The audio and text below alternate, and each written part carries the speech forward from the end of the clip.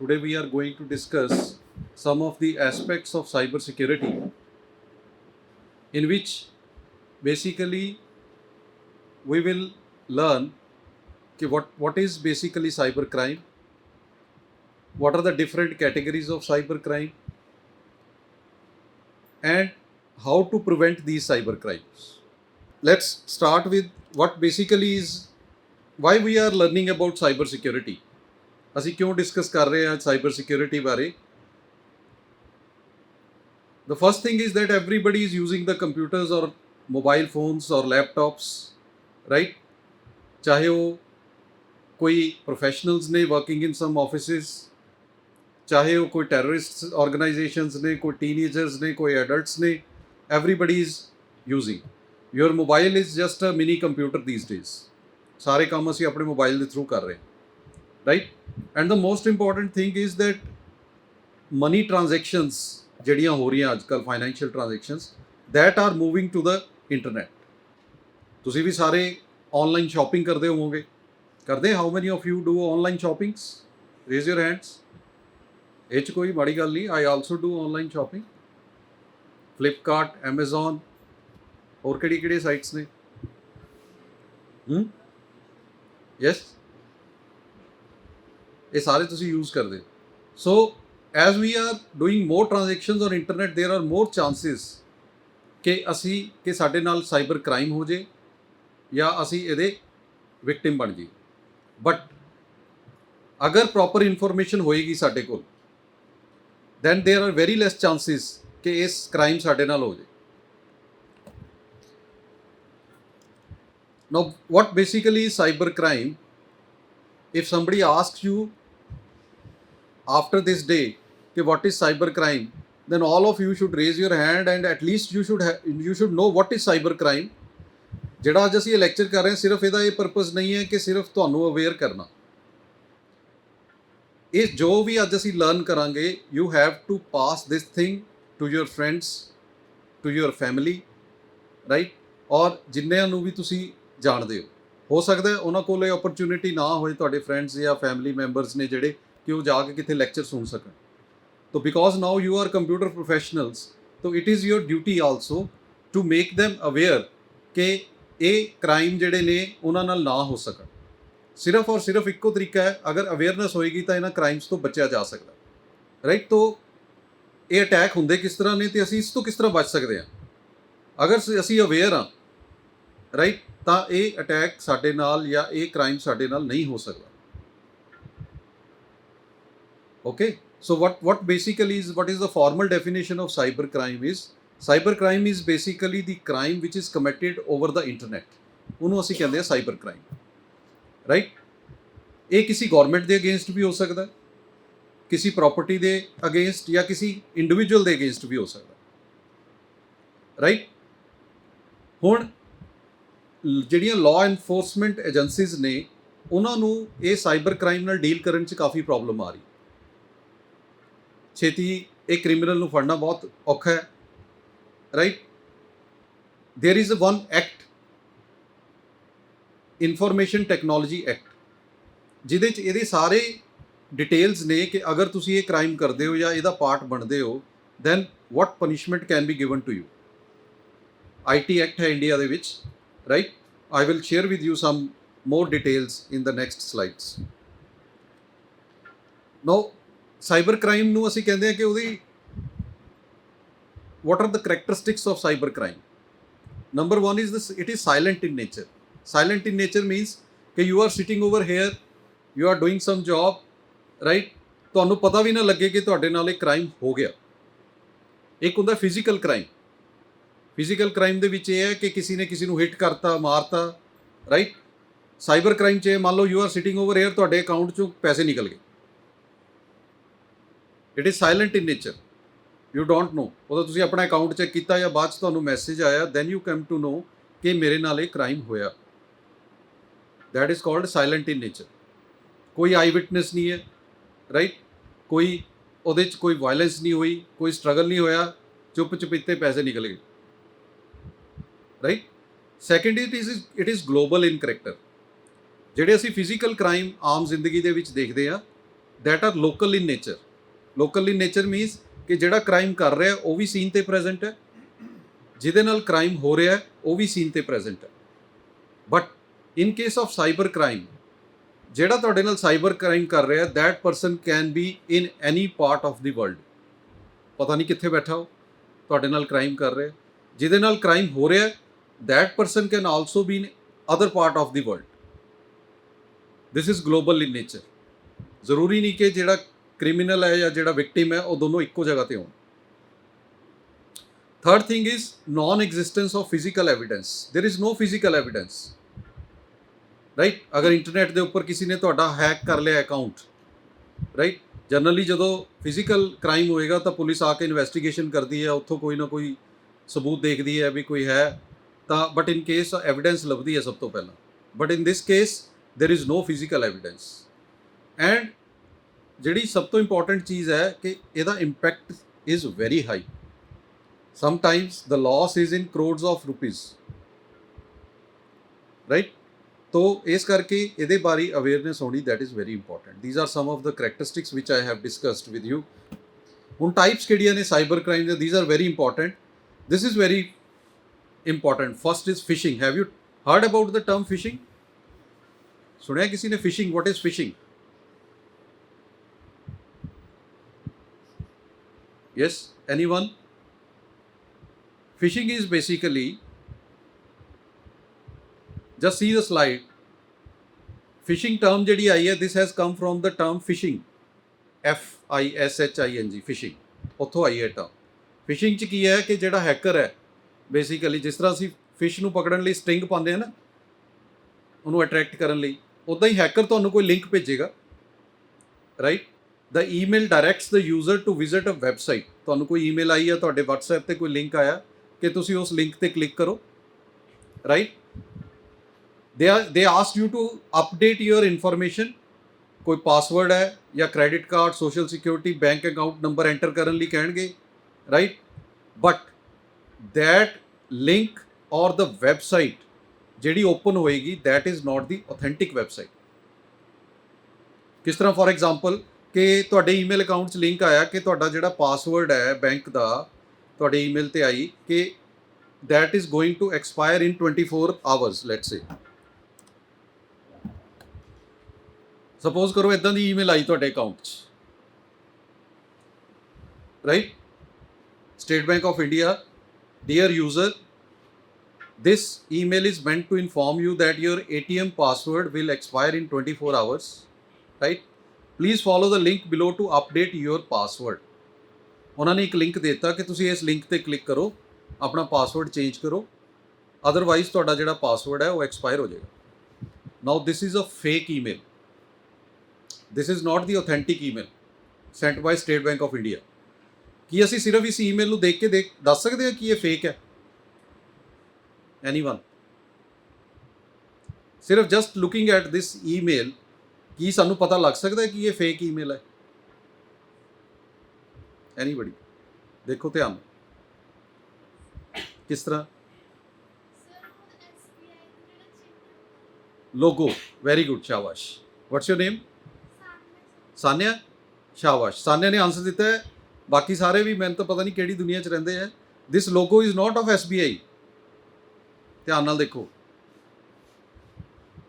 Number 2 ਜਿਹੜਾ link ਦਿੱਤਾ ਉਹਨਾਂ ਨੇ that is sbi.co.uk. SBI Indian state bank ਹੈ, ਰਾਈਟ. ਉਹਦਾ UK ਦਾ ਐਡਰੈਸ ਨਹੀਂ ਹੋ ਸਕਦਾ, ਵੈਬ ਡੋਮੇਨ ਐਡਰੈਸ ਜਿਹੜਾ ਹੈ. ਦੋ ਚੀਜ਼ਾਂ ਤੋਂ ਤਾਂ ਕੋਈ ਲੇਮੈਨ ਵੀ, ਤੁਸੀਂ ਤਾਂ ਸਾਰੇ ਲੇਮੈਨ ਨਹੀਂ ਕਹਿ ਸਕਦਾ ਮੈਂ ਤੁਹਾਨੂੰ, ਤਾਂ ਤੁਹਾਨੂੰ ਤਾਂ ਦੇਖਦੇ ਹੀ ਸਟ੍ਰਾਈਕ ਕਰ ਜਾਣਾ ਚਾਹੀਦਾ, ਰਾਈਟ. ਇਹ ਦੋ ਚੀਜ਼ਾਂ ਤੋਂ ਐਟਲੀਸਟ ਅਸੀਂ ਇਹ ਪਤਾ ਕਰ ਸਕਦੇ ਹਾਂ ਕਿ ਇਹ ਜਿਹੜੀ ਈਮੇਲ ਹੈ ਇਹ ਫੇਕ ਹੈ. One is the logo and one is the web address, right? Now this is called the phishing email.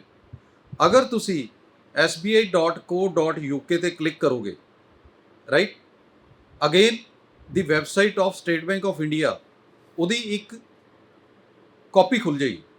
that is not the actual SBI website. ਤੁਹਾਨੂੰ ਐ ਲੱਗੇਗਾ ਕਿ SBI ਦੇ ਲਿੰਕ ਤੇ ਅਸੀਂ ਪਹੁੰਚ ਗਏ, ਰਾਈਟ. ਉਹਦਾ ਕਲੋਨ ਹੋਏਗਾ. ਉਸ ਕਲੋਨ ਤੇ ਜਾ ਕੇ ਜਦੋਂ ਤੁਸੀਂ ਆਪਣਾ ਯੂਜ਼ਰ ਨੇਮ ਔਰ ਪਾਸਵਰਡ ਐਂਟਰ ਕਰੋਗੇ, that information goes to the hacker. ਤੁਹਾਡਾ ਯੂਜ਼ਰ ਨੇਮ ਵੀ ਉਹਦੇ ਕੋਲ ਪਹੁੰਚ ਗਿਆ, ਤੁਹਾਡਾ ਪਾਸਵਰਡ ਵੀ ਉਹਦੇ ਕੋਲ ਪਹੁੰਚ ਗਿਆ, ਰਾਈਟ।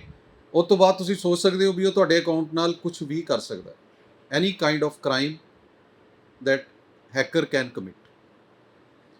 ਸੋ ਇਹ ਜਿਹੜੀ ਫਿਸ਼ਿੰਗ ਈਮੇਲ ਹੈ, this is the most common crime ਜਿਹੜਾ ਕਿ ਅੱਜ ਕੱਲ੍ਹ ਹੋ ਰਿਹਾ ਵੈਬ WhatsApp ਤੇ ਵੀ ਲਿੰਕ ਆ ਜਾਂਦਾ ਕਈ ਵਾਰੀ ਸਾਨੂੰ, right. So the main thing is ਕਿ never open the link which is sent to you through WhatsApp, SMS or email. ਜੇ ਤੁਸੀਂ SBI ਦੀ ਸਾਈਟ ਖੋਲ੍ਹਣੀ ਹੈ ਤਾਂ ਬਰਾਊਜ਼ਰ ਓਪਨ ਕਰੋ, ਬਰਾਊਜ਼ਰ 'ਚ ਜਾ ਕੇ ਉਹਦੇ ਡੋਮੇਨ ਨੇਮ ਦੇ ਵਿੱਚ ਉਹਦਾ ਐਡਰੈਸ ਟਾਈਪ ਕਰੋ ਜਾਂ ਗੂਗਲ ਤੇ ਸਰਚ ਕਰਕੇ ਉਹਨੂੰ ਓਪਨ ਕਰਕੇ ਤੇ ਫਿਰ ਓਪਨ ਕਰੋ। Don't click on these links, most of the times these are the fake links, right।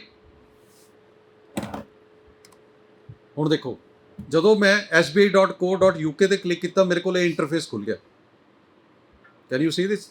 ਜਿਹੜੇ ਬੱਚੇ ਕੋਈ ਸਟੇਟ ਬੈਂਕ ਦੀ ਸਾਈਟ ਯੂਜ਼ ਕਰਦੇ ਨੇ, ਅਗਰ ਸਿਰਫ ਇੰਟਰਫੇਸ ਨੂੰ ਦੇਖਿਆ ਜਾਵੇ, this is exactly the same as that of state Bank of India. ਕੋਈ ਵੀ ਫਰਕ ਨਹੀਂ ਹੈ, ਆਮ ਬੰਦੇ ਨੂੰ ਨਹੀਂ ਪਤਾ ਲੱਗ ਸਕਦਾ, but this is the clone of the actual SBI site। ਉਹ ਕਿੱਦਾਂ ਪਤਾ ਲੱਗੇਗਾ? ਸਭ ਤੋਂ ਪਹਿਲਾਂ ਤਾਂ ਉੱਪਰ ਐਡਰੈਸ ਦੇਖਣਾ, ਵੈਬ ਐਡਰੈਸ। ਉਹਦੇ ਦੇਖੋ ਕੀ ਲਿਖਿਆ ਹੈ, statebank.co.uk, ਰਾਈਟ। ਨੰਬਰ 2 ਉਹਦਾ ਲੋਗੋ। ਸੋ ਜਦੋਂ ਵੀ ਤੁਸੀਂ ਕੋਈ ਓਪਨ ਕਰ ਰਹੇ ਹੋ ਸਾਈਟ ਕਿੱਥੋਂ ਵੀ, ਜਦੋਂ ਓਪਨ ਹੋ ਰਹੀ ਹੈ ਤਾਂ ਯੂ ਸ਼ੁੱਡ ਬੀ ਅਵੇਅਰ ਕਿ ਯਾਰ ਇਹ ਐਕਚੁਅਲ ਸਾਈਟ ਵੀ ਹੈ, ਰਾਈਟ। ਅਦਰਵਾਈਜ਼ ਤੁਸੀਂ ਯੂਜ਼ਰ ਨੇਮ ਪਾਸਵਰਡ ਆਪਣਾ ਫਿਲ ਕੀਤਾ, ਹੈਕਰ ਕੋਲ ਗਿਆ ਨਹੀਂ ਕਿ ਸਾਰੇ ਪੈਸੇ ਗਏ। Is that clear? This is called phishing. ਇਹ ਤੋਂ ਬਚ ਕੇ ਰਹਿਣਾ। ਇਹ ਕ੍ਰਾਈਮ ਬਹੁਤ ਕਾਮਨ ਹੈ ਅੱਜ ਕੱਲ੍ਹ ਔਰ ਬਹੁਤ ਲੋਕਾਂ ਨਾਲ ਹੋ ਰਿਹਾ। ਨਾਓ ਸੀ ਦਿਸ ਸਕਰੀਨ, ਦਿਖ ਰਿਹਾ ਸਾਰਿਆਂ ਨੂੰ? ਪੜ੍ਹਿਆ ਜਾ ਰਿਹਾ?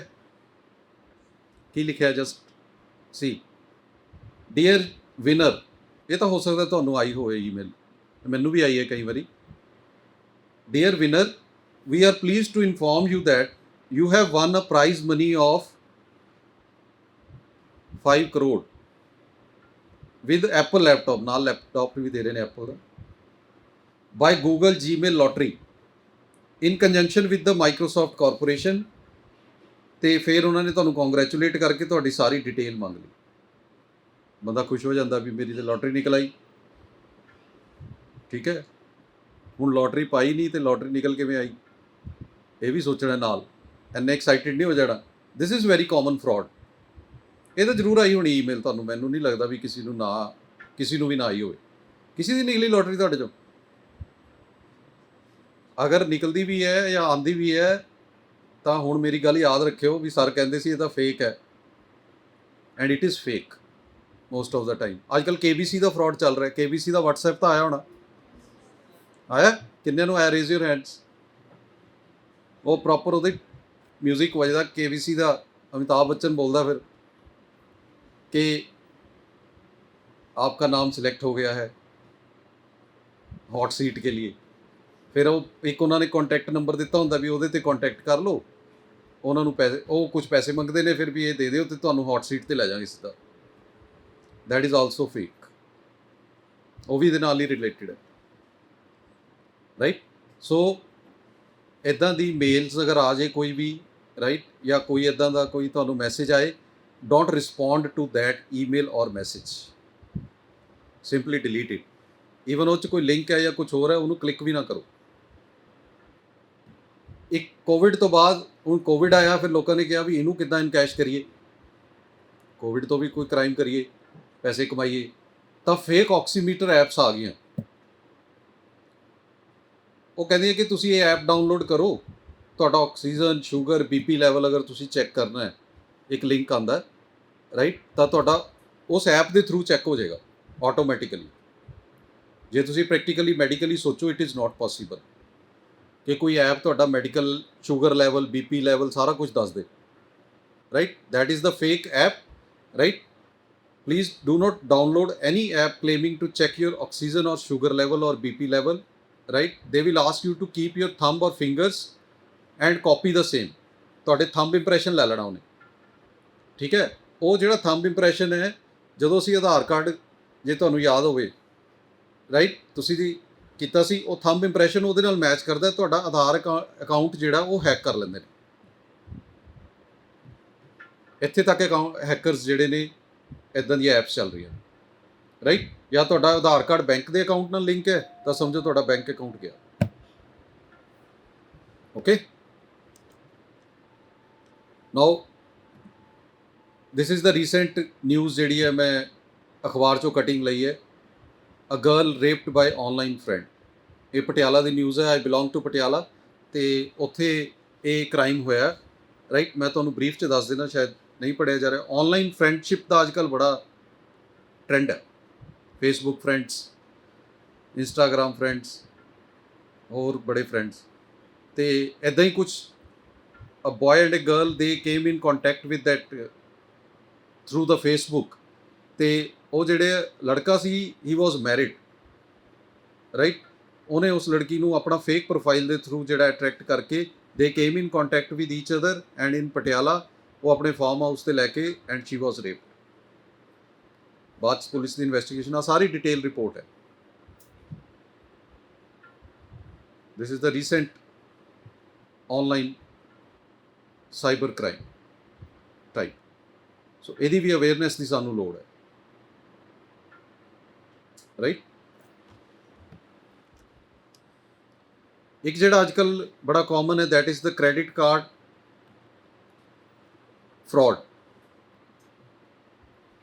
ਕ੍ਰੈਡਿਟ ਕਾਰਡ ਜਿਹੜਾ ਹੈ, ਜਦੋਂ ਵੀ ਤੁਸੀਂ ਕਿਸੇ ਫਾਈਨੈਂਸ਼ੀਅਲ ਵੈਬਸਾਈਟ ਦੇ ਉੱਪਰ ਕੋਈ ਡਿਟੇਲਸ ਕਰ ਰਹੇ ਹੋ, ਤਾਂ you should avoid filling your details until or unless you are sure ਕਿ that is the authentic website। ਇੱਕ ਹੈ ਸਾਈਬਰ ਡਿਫੇਮੇਸ਼ਨ ਔਰ identity theft. This is another kind of crime which is happening these days. ਇਹਦੇ 'ਚ ਕੀ ਹੈ, basically ਜਿਹੜਾ ਵੀ hacker ਹੈ, ਉਹ ਤੁਹਾਡੀ ਪਰਸਨਲ ਇਨਫੋਰਮੇਸ਼ਨ ਸਾਰੀ ਕਲੈਕਟ ਕਰਕੇ ਤੁਹਾਡੇ ਨਾਮ 'ਤੇ ਫੇਕ ਅਕਾਊਂਟ ਕ੍ਰੀਏਟ ਕਰ ਲਿਓ। ਹੁਣ ਉਹ ਇਨਫੋਰਮੇਸ਼ਨ ਲਏਗਾ ਕਿੱਥੋਂ ਤੁਹਾਡੀ? ਕੁਛ ਇਨਫੋਰਮੇਸ਼ਨ ਤਾਂ ਤੁਸੀਂ ਆਪਣੇ ਫੇਸਬੁੱਕ 'ਤੇ ਪਾਤੀ, ਆਪਣੀ ਫੋਟੋ ਵੀ ਪਾਤੀ, ਆਪਣਾ ਨੇਮ, ਐਡਰੈਸ, ਫਾਦਰਸ ਨੇਮ, ਈਮੇਲ ਆਈਡੀ, ਜੇ ਉਹ ਸਭ ਕੁਝ ਅੱਧਾ ਤੁਸੀਂ ਉਹਨੂੰ ਉੱਥੇ ਦੇ ਦਿੱਤਾ। ਸੈਕਿੰਡ ਇਜ਼ ਬੇਸਿਕ, ਕਈ ਵਾਰੀ ਅਸੀਂ ਕੀ ਕਰਦੇ ਹਾਂ, ਕਿੱਥੇ ਅਸੀਂ ਫੋਟੋ ਸਟੇਟ ਕਰਾਉਣ ਗਏ, ਕੋਈ ਡਾਕੂਮੈਂਟ ਉਹ ਕਲੀਅਰ ਨਹੀਂ ਆਇਆ, ਲੈਟਸ ਸੇ ਆਧਾਰ ਕਾਰਡ ਹੈ ਜਾਂ ਕੁਛ ਹੈ right, we do not destroy that document. Photostat ਵਾਲਾ ਕਹਿੰਦਾ ਕੋਈ ਗੱਲ ਨਹੀਂ, ਮੈਂ ਹੋਰ ਕਾਪੀ ਕਰ ਦਿੰਦਾ, we simply keep that copy there. ਤੋ ਜਿਹੜੇ ਹੈਕਰਸ ਨੇ, ਉਹਨਾਂ ਦੇ ਬੜੇ ਲਿੰਕਸ ਹੁੰਦੇ ਨੇ right, they can take that copy from there. ਤੁਹਾਡੀ ਸਾਰੀ ਇਨਫੋਰਮੇਸ਼ਨ ਜਿਹੜੀ ਹੈ ਉੱਥੋਂ ਐਕਸਟਰੈਕਟ ਕਰਕੇ ਤੁਹਾਡੇ ਨਾਮ ਦੇ ਉੱਪਰ ਕੋਈ ਫੇਕ ਬੈਂਕ ਅਕਾਊਂਟ ਲੈ ਲੈਣਗੇ, ਤੁਹਾਡੇ ਨਾਮ 'ਤੇ ਕੋਈ ਕਾਰ ਪਰਚੇਜ਼ ਕਰ ਲਈ, ਔਰ ਅਗਰ ਉਹਦੇ ਨਾਲ ਕ੍ਰਾਈਮ ਹੋਇਆ then you will be in trouble, ਕਿਉਂਕਿ ਉਹ ਸਾਰੀ ਇਨਫੋਰਮੇਸ਼ਨ ਤੁਹਾਡੀ ਗਈ ਹੋਈ ਹੈ।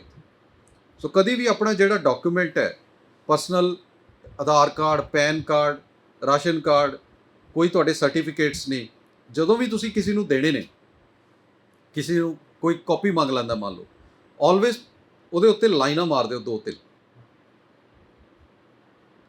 It is the ruling by the supreme court, ਠੀਕ ਹੈ। ਉਹ ਅਗਲਾ ਅਗਰ ਉਸ 'ਤੇ ਆਬਜੈਕਸ਼ਨ ਕਰਦਾ ਵੀ ਤੁਸੀਂ ਲਾਈਨ ਕਿਉਂ ਮਾਰੀ ਹੈ, ਤੁਸੀਂ ਕਹੋ ਵੀ ਮੈਂ ਤਾਂ ਇਹਨੂੰ ਕੈਂਸਲ ਕਰਕੇ ਹੀ ਦਾਂਗਾ, ਜਿਵੇਂ ਅਸੀਂ ਚੈੱਕ ਕੈਂਸਲ ਕਰਕੇ ਦੇ ਦਿੰਦੇ ਹਾਂ ਨਾ ਰਾਈਟ, ਉਹ ਡਾਕੂਮੈਂਟ ਵੀ ਕੈਂਸਲ ਕਰਕੇ ਦੇਣਾ ਤੁਸੀਂ, ਔਰ ਉਹਦੇ ਉੱਤੇ ਸਾਈਨ ਦੇ ਉੱਪਰ ਲਿਖ ਦੇਣਾ ਪਰਪਸ ਆਫ ਸਬਮਿਟਿੰਗ ਦਾ ਡਾਕੂਮੈਂਟ।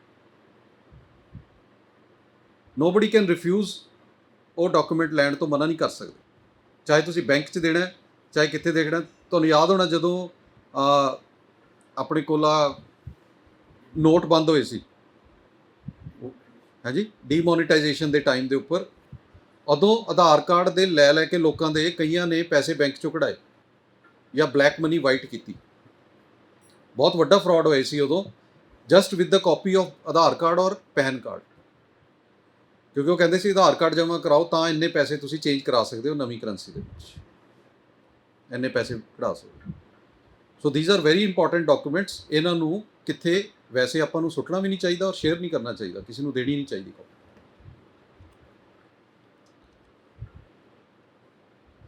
ਇਹ ਮੈਂ ਤੁਹਾਨੂੰ ਆਲਰੇਡੀ ਦੱਸਤਾ ਸਾਰਾ। This is another crime, email ਸਪੂਫਿੰਗ। ਇਹ ਸ਼ਾਇਦ ਤੁਸੀਂ ਜ਼ਰੂਰ ਐਕਸਪੀਰੀਅੰਸ ਕੀਤਾ ਹੋਣਾ ਸਾਰਿਆਂ ਨੇ। ਤੁਹਾਡੇ ਅਕਾਊਂਟ 'ਚ ਕੋਈ ਮੇਲ ਆਉਂਦੀ ਹੈ, ਲੈਟਸ ਸੇ ਕੋਈ ਸਾਨਿਆ ਤੇ ਇਹਦੀ ਕੋਈ ਫਰੈਂਡ ਦੀ ਮੇਲ ਆ ਗਈ, ਇਹਨੂੰ ਇਹ ਲੱਗੇਗਾ ਕਿ ਇਹਦੀ ਫਰੈਂਡ ਨੇ ਈਮੇਲ ਕੀਤੀ ਹੈ, ਉਹਦਾ ਨੇਮ ਜਿਹੜਾ ਹੈ ਉਹ ਸ਼ੋ ਹੋ ਰਿਹਾ ਹੋਏਗਾ, but actually the source is something else. ਉਹ ਉੱਥੋਂ ਨਹੀਂ ਆਈ ਹੁੰਦੀ mail. This is called the email spoofing, right. ਉਹ ਤੁਹਾਡਾ ਨਾਮ, ਤੁਹਾਡੇ ਫਰੈਂਡ ਦਾ ਕੋਈ ਨਾਮ ਹੋ ਸਕਦਾ, ਤੁਹਾਡੇ ਕਿਸੇ ਰਿਲੇਟਿਵ ਦਾ ਨਾਮ ਹੋ ਸਕਦਾ, ਰਾਈਟ, ਬਟ ਐਕਚੁਅਲੀ ਉਹ ਹੈਕਰ ਭੇਜ ਰਿਹਾ ਤੁਹਾਨੂੰ, ਰਾਈਟ। ਔਰ ਉਹਦੇ 'ਚ ਕੁਛ ਨਾ ਕੁਛ ਉਹਨੇ ਇਨਫੋਰਮੇਸ਼ਨ ਮੰਗੀ ਹੋਣੀ, ਜਾਂ ਕੋਈ ਲਿੰਕ ਹੋਏਗਾ ਜਿਹਦੇ ਤੇ ਕਲਿੱਕ ਕਰਕੇ ਉਹ ਤੁਹਾਡੇ ਨਾਲ ਕ੍ਰਾਈਮ ਕਮਿਟ ਕਰੇਗਾ, ਰਾਈਟ। ਸੋ ਸਿਰਫ ਨਾਮ ਪੜ੍ਹ ਕੇ ਜਾਂ ਕੋਈ ਵੀ, and specially important is never download any attachment with the email. ਅਗਰ ਉਹਦੇ ਨਾਲ ਕੋਈ ਈਮੇਲ ਦੇ ਨਾਲ ਅਟੈਚਮੈਂਟ ਆ ਰਹੀ ਹੈ and that is from the unknown source, never open that. ਹੋ ਸਕਦਾ ਹੈ ਕਿ ਡਾਊਨਲੋਡ ਕਰਦੇ ਹੀ ਤੁਹਾਡੇ ਸਾਰੇ ਦਾ ਸਾਰਾ ਸਿਸਟਮ ਔਰ ਮੋਬਾਈਲ ਹੈਕ ਹੋ ਜਾਏ। ਈਵਨ ਸਾਡੇ ਇੱਥੇ ਇੱਕ ਟੀਚਰ ਨਾਲ ਵੀ ਹੋਇਆ ਕਾਲਜ ਦੇ ਵਿੱਚ। ਡਾਊਨਲੋਡ ਉਹਨੇ ਅਟੈਚਮੈਂਟ ਹੈਕਰ ਨੇ ਭੇਜੀ, ਉਹਨੇ ਓਪਨ ਕੀਤੀ ਅਟੈਚਮੈਂਟ, ਪੂਰੇ ਦਾ ਪੂਰਾ ਮੋਬਾਈਲ ਉਹਦਾ ਹੈਕ ਹੋ ਗਿਆ। ਹੁਣ ਅੱਜ ਕੱਲ੍ਹ ਆਪਣੇ ਮੋਬਾਈਲ ਦੇ ਵਿੱਚ ਸਾਡੇ ਬੈਂਕ ਅਕਾਊਂਟ ਨਾਲ ਵੀ ਲਿੰਕਡ ਹੈ, ਰਾਈਟ, ਪੇਟੀਐਮ ਵੀ ਹੈ, ਹੋਰ ਕਈ ਸਾਰੀਆਂ ਐਪਸ ਨੇ ਸਾਡੇ ਕੋਲ, ਉਹ ਸਾਰੀਆਂ ਦੇ ਸਾਰੀਆਂ ਹੈਕ ਹੋ ਜਾਣੀਆਂ ਵਿਦਿਨ ਸੈਕਿੰਡਸ। ਸੋ ਨੈਵਰ ਡਾਊਨਲੋਡ ਐਨੀ ਅਟੈਚਮੈਂਟ। ਹੁਣ ਕੁਝ ਟਿਪਸ ਨੇ ਕਿ ਜਿਹੜੇ ਕਿ ਤੁਸੀਂ ਸਾਰਿਆਂ ਨੂੰ ਫੋਲੋ ਕਰਨੇ ਚਾਹੀਦੇ ਨੇ, ਰਾਈਟ, ਕਿ ਤੁਹਾਡੇ ਨਾਲ ਕ੍ਰਾਈਮ ਨਾ ਹੋਏ। ਅਗਰ ਤੁਸੀਂ ਇਹਨਾਂ ਨੂੰ ਫੋਲੋ ਕਰਦੇ ਹੋ, there are very remote less chances ਕਿ ਕੋਈ ਕ੍ਰਾਈਮ ਤੁਹਾਡੇ ਨਾਲ ਹੋਏਗਾ। ਇੱਕ ਤਾਂ ਆਪਣੇ ਜਿਹੜੇ ਪਾਸਵਰਡਸ ਨੇ, ਕਿੱਥੇ ਵੀ ਤੁਸੀਂ ਯੂਜ਼ ਕਰਦੇ ਹੋ, always use strong passwords. Now what is a strong password? Strong password generally ਆਪਾਂ ਪਾਸਵਰਡ ਆਪਣਾ ਕੋਈ ਨਾਮ ਰੱਖ ਲੈਂਦੇ ਹਾਂ, ਜਾਂ ਕੋਈ ਇੱਦਾਂ ਦਾ ਰੱਖ ਲੈਂਦੇ ਹਾਂ which is very easy to guess. Strong password ਅਸੀਂ ਉਹਨੂੰ ਕਹਿੰਦੇ ਹਾਂ ਕਿ ਮੋਰ ਦੈਨ 8 ਕਰੈਕਟਰਸ ਉਹਦੀ ਲੈਂਥ ਹੋਣੀ ਚਾਹੀਦੀ ਹੈ, ਉਹਦੇ ਸਪੈਸ਼ਲ ਕਰੈਕਟਰ ਵੀ ਹੋਣਾ ਚਾਹੀਦਾ, ਨੰਬਰਸ ਵੀ ਹੋਣਾ ਚਾਹੀਦਾ, ਡਿਜਿਟਸ, ਕਰੈਕਟਰ ਸਾਰਿਆਂ ਦਾ ਕੰਬੀਨੇਸ਼ਨ ਹੋਣਾ ਚਾਹੀਦਾ, right, and it should be more than 8 characters. ਉਹਨੂੰ ਅਸੀਂ ਸਟਰੋਂਗ ਪਾਸਵਰਡ ਕਹਿੰਦੇ। It is very difficult to guess. Second is you should use antivirus softwares. ਜਿੱਥੇ ਵੀ ਤੁਸੀਂ ਕੋਈ ਆਪਣੇ ਲੈਪਟਾਪਸ ਜਾਂ ਮੋਬਾਈਲਸ ਯੂਜ਼ ਕਰ ਰਹੇ ਹੋ, ਐਂਟੀਵਾਇਰਸ ਸੌਫਟਵੇਅਰਸ ਐਂਡ ਫਾਇਰਵਾਲਸ ਯੂਜ਼ ਕਰਨੀਆਂ ਚਾਹੀਦੀਆਂ ਸਾਰਿਆਂ ਨੂੰ। ਅਗਰ ਨਹੀਂ ਹੈਗੇ ਤੁਹਾਡੇ ਉੱਥੇ ਇੰਸਟਾਲ, ਤਾਂ ਉਹਨਾਂ ਨੂੰ ਇੰਸਟਾਲ ਕਰ ਲਓ, ਫ੍ਰੀ ਵੀ ਨੇ ਬਹੁਤ ਸਾਰੇ antiviruses. This is very important. ਅਗਰ ਤੁਸੀਂ ਕੋਈ ਫਾਈਨੈਂਸ਼ੀਅਲ ਟ੍ਰਾਂਜੈਕਸ਼ਨ ਕਰ ਰਹੇ ਹੋ ਇੰਟਰਨੈਟ ਦੇ ਉੱਪਰ, ਐਨੀ ਫਾਈਨੈਂਸ਼ੀਅਲ ਟ੍ਰਾਂਜੈਕਸ਼ਨ ਯੂ ਆਰ ਪਰਫॉर्मिंग, ਚਾਹੇ ਉਹ ਬੈਂਕ ਦੀ ਹੈ, ਚਾਹੇ ਆਨਲਾਈਨ ਸ਼ਾਪਿੰਗ ਹੈ, right, what ever, that address, domain address should start from HTTPS, not from HTTP. अगर HTTP तो start हो रहा है, that is not secured, that can be easily hacked.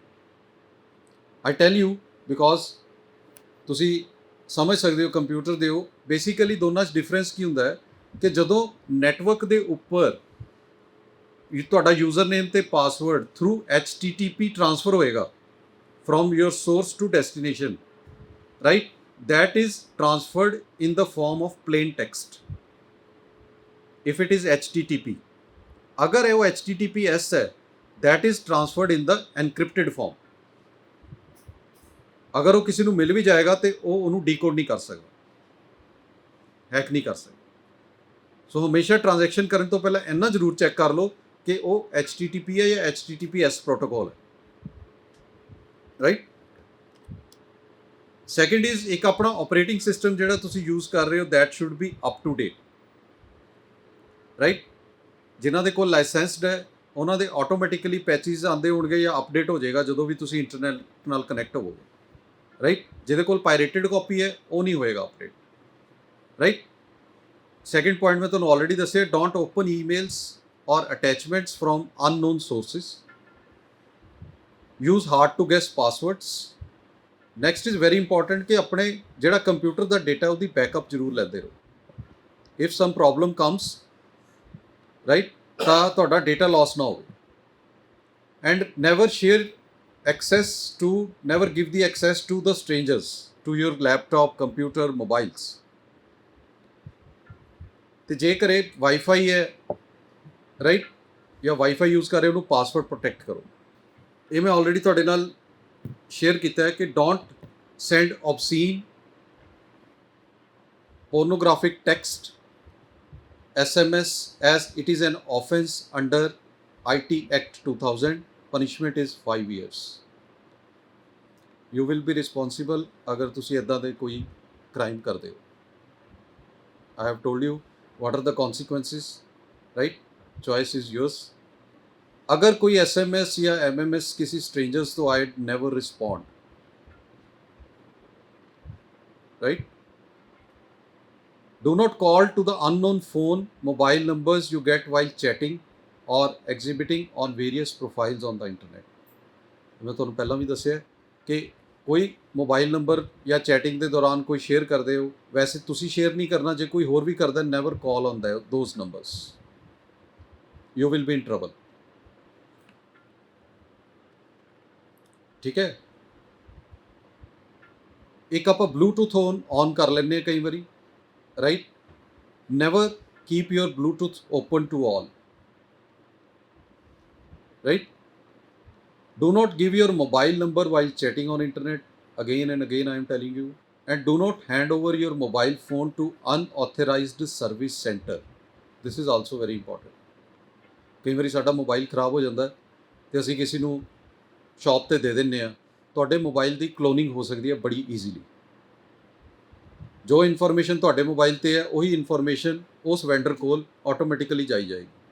ਸੋ ਜਦੋਂ ਵੀ ਤੁਸੀਂ ਕੋਈ ਵੀ ਰਿਪੇਅਰ ਜਾਂ ਕੁਝ ਕਰਾਉਣਾ ਹੈ ਤਾਂ ਹਮੇਸ਼ਾ ਆਥੋਰਾਈਜ਼ਡ ਸੈਂਟਰ ਤੇ ਜਾਓ, ਜੋ ਵੀ ਉਸ ਮੋਬਾਈਲ ਦਾ ਹੈ, ਕੋਈ ਸੈਮਸੰਗ ਹੈ, ਕੋਈ ਨੋਕੀਆ ਜਾਂ ਵਾਟਐਵਰ, ਰਾਈਟ. ਇਹ ਗੱਲਾਂ ਛੋਟੀਆਂ ਛੋਟੀਆਂ ਨੇ, ਬਟ ਜਦੋਂ ਪ੍ਰੋਬਲਮ ਆਉਂਦੀ ਨਾ ਫਿਰ ਬੰਦੇ ਨੂੰ ਸਮਝ ਆਉਂਦੀ ਹੈ ਵੀ ਯਾਰ ਕਿੱਥੇ ਫਸ ਗਏ.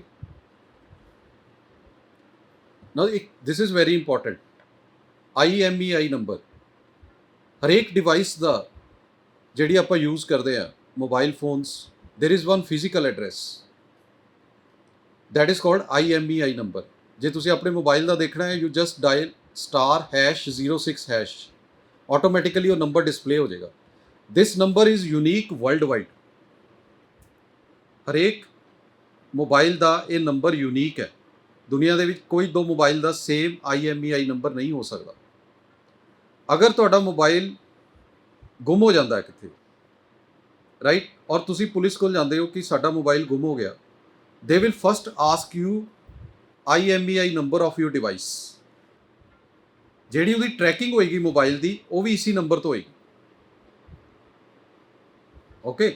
ਕਿਸ ਤਰ੍ਹਾਂ ਕਿ ਜਦੋਂ ਤੁਸੀਂ ਕਾਲ, ਉਸ ਨੰਬਰ ਤੋਂ ਕੋਈ ਵੀ ਕਾਲ ਹੋਏਗੀ ਕਿਸੇ ਵੀ SIM ਕਾਰਡ ਦੇ ਥਰੂ, ਹੁਣ ਜਿਹੜਾ ਵੀ ਚੋਰ ਹੈ ਉਹਨੇ ਸਭ ਤੋਂ ਪਹਿਲਾਂ ਉਹਦਾ ਤਾਂ SIM ਕਾਰਡ ਚੇਂਜ ਕਰੇਗਾ, but this number will remain same. This is the physical address of that device. ਇਹ ਨਹੀਂ ਚੇਂਜ ਹੋ ਸਕਦਾ, ਕਿਸੇ ਤਰੀਕੇ ਨਾਲ ਵੀ ਨਹੀਂ ਚੇਂਜ ਹੋ ਸਕਦਾ. SIM ਚੇਂਜ ਕਰਕੇ ਅਗਰ ਉਹ ਮੋਬਾਈਲ ਟਰੈਕਿੰਗ ਦੇ ਉੱਪਰ ਹੈ, ਉਸ ਤੋਂ ਕਾਲ ਕੀਤੀ ਜਾਏਗੀ ਤਾਂ IMEI ਨੰਬਰ ਨਾਲ ਪੁਲਿਸ ਉਹਨੂੰ ਟਰੇਸ ਕਰਦੀ ਹੈ. ਜੇ ਤੁਸੀਂ ਪੁਲਿਸ ਨੂੰ ਦੇ ਦੋਗੇ, very easily that mobile can be traced. ਇਹਨੂੰ ਕਿੱਥੇ ਨਾ ਕਿੱਥੇ ਨੋਟ ਕਰਕੇ ਰੱਖਣਾ ਚਾਹੀਦਾ, ਰਾਈਟ. ਜਾਂ ਜਿਹੜਾ ਬਾਕਸ ਤੁਸੀਂ ਲਿਆ ਸੀ, ਜੇ ਮੋਬਾਈਲ ਤੁਸੀਂ ਫਸਟ ਹੈਂਡ ਲਿਆ ਤਾਂ ਉਸ ਬਾਕਸ ਦੇ ਉੱਪਰ ਵੀ ਹੁੰਦਾ ਹੈ number, right. This is a very important number, right. Second, security code ਲਗਾ ਕੇ ਰੱਖੋ ਆਪਣੇ ਮੋਬਾਈਲ ਤੇ, ਪਿਨ ਜਿਹੜਾ ਹੈਗਾ, ਠੀਕ ਹੈ. Do not give out identifying information such as name, home address, school name, telephone number in the chat box, right? This I have already told you. This is, government is also doing their job. ਇਹ government ਦੀ add ਹੈ, ਜਿਹੜੀਆਂ ਮੈਂ ਤੁਹਾਨੂੰ ਗੱਲਾਂ ਦੱਸੀਆਂ ਨੇ, the same things they have shortlisted ਕਿ ਇਹ ਕੰਮ ਤੁਹਾਨੂੰ ਨਹੀਂ ਕਰਨਾ ਚਾਹੀਦਾ, ਰਾਈਟ. ਸੋ ਅਗਰ ਤੁਸੀਂ ਇਹਨਾਂ ਗੱਲਾਂ ਦਾ ਧਿਆਨ ਰੱਖੋਗੇ, there are very less chances ਕਿ ਕੋਈ ਸਾਈਬਰ ਕ੍ਰਾਈਮ ਤੁਹਾਡੇ ਨਾਲ ਹੋ ਜੇ. And make others aware also, specially your family members. ਹੋ ਸਕਦਾ ਤੁਹਾਡੇ ਪੇਰੈਂਟਸ, ਗ੍ਰੈਂਡ ਪੇਰੈਂਟਸ ਇੰਨੇ ਐਜੂਕੇਟਿਡ ਨਾ ਹੋਣ, ਰਾਈਟ, ਜਾਂ ਉਹ ਇੱਦਾਂ ਦੀ ਕੋਈ PPT ਪੜ੍ਹ ਸਕਣ ਜਾਂ ਸੁਣ ਸਕਣ, ਤੁਹਾਡੇ ਦੱਸਣ ਨਾਲ ਉਹਨਾਂ ਨੂੰ ਪਤਾ ਲੱਗ ਸਕਦਾ, ਰਾਈਟ. ਕੋਈ ਰਿਟਾਇਰੀ ਹੈ ਤੁਹਾਡੇ ਘਰ ਦੇ ਵਿੱਚ, ਉਹਨਾਂ ਨੂੰ ਬੜੇ ਫੇਕ ਕਾਲਸ ਆਉਂਦੀਆਂ ਨੇ ਵੀ ਤੁਹਾਡੇ ਇੰਨੇ ਪੈਸੇ ਇਸ ਅਕਾਊਂਟ 'ਚ ਜਮ੍ਹਾਂ ਨੇ, ਆ ਕੇ ਲੈ ਜਾਓ, ਜਾਂ ਇੰਸ਼ੋਰੈਂਸ ਦੀਆਂ ਜਾਂ ਕੁਛ ਹੋਰ, right. So awareness is very important. Make others aware also. So this is all from my side. Thank you very much for your patience listening. If anybody has any question, you can ask. Thank you very much.